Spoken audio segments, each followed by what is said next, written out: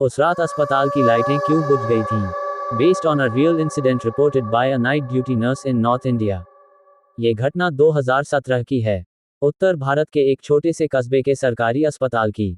नाम मैं नहीं बताऊंगा, क्योंकि आज भी वहां काम करने वाले लोग इस बात पर चुप्पी साधे रहते हैं। अस्पताल की नाइट शिफ्ट हमेशा डरावनी होती है। लंबे गलियारे, दवाइयों की गंध और कभी कभी बिना वजह बज उठने वाली कॉल बेल। उस रात नर्स अंजलि की ड्यूटी थी। वार्ड नंबर 3B, पुराना वार्ड, जहां अक्सर कोई मरीज रुकता नहीं था। क्यों? क्योंकि वहां अजीब घटनाएं होती थीं। रात 1:40 बजे अंजलि ने नर्सिंग स्टेशन पर रजिस्टर में एंट्री की। अचानक कॉल बेल बजी 3B से। अंजलि को झटका लगा। 3B में तो कोई मरीज भर्ती नहीं था। उसने सोचा शायद सिस्टम की खराबी होगी। लेकिन 30 सेकंड बाद फिर से बेल बजी। इस बार लगातार। अंजलि ने टॉर्च उठाए और गलियारे में बढ़ी। गलियारा ठंडा था, अजीब तरह से ठंडा, जैसे एसबड़ी चल रहा हो, जबकि अस्पताल में बिजली बचाने के लिए रात में एसबड़ी बंद रहते थे। वार्ड 3B का दरवाजा अध खुला था, जबकि उसने खुद शाम को उसे लॉक किया था।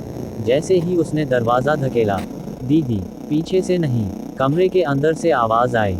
अंजलि का दिल तेज धड़कने लगा। कमरे में सिर्फ एक बेड था, और उस बेड पर कोई बैठा था। सफेद चादर, झुका हुआ सिर।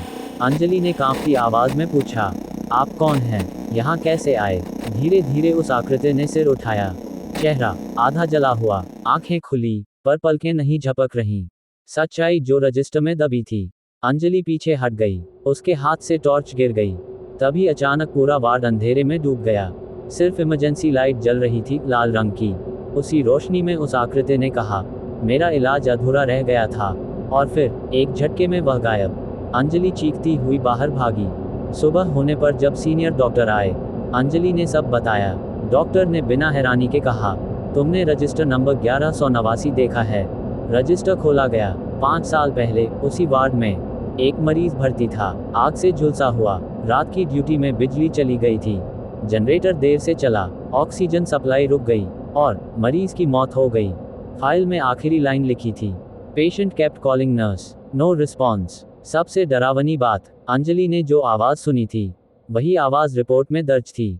उसके बाद से वार्ड 3B हमेशा बंद रहता है। रात 1:30 से 2 बजे के बीच वहां बिजली अपने आप चली जाती है। कॉल बेल आज भी कभी कभी बजती है।